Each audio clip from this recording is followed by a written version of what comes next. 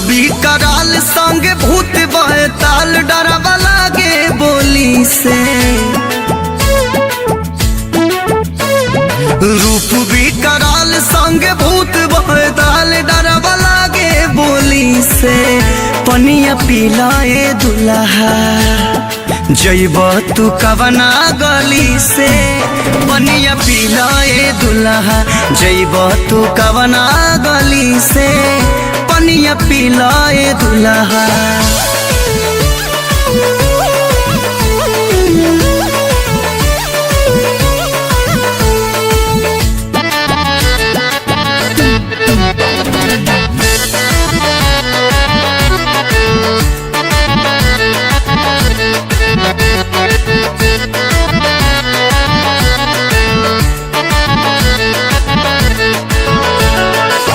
बसहा ऊपर भइल बारा सवार हो। गरवा में लटकल बसा पवन के हार हो। बसहा ऊपर भइल बारा सवार हो।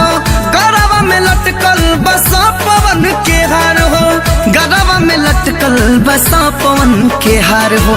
तने मिर्ग छाल को के आँख लाल लाल जा तो नहीं खोडोली से। पनिया पिलाए दुल्हा जइब तू कवना गली से। पनिया पिलाए दुल्हा जइब तू कवना गली से। पनिया पिलाए दुल्हा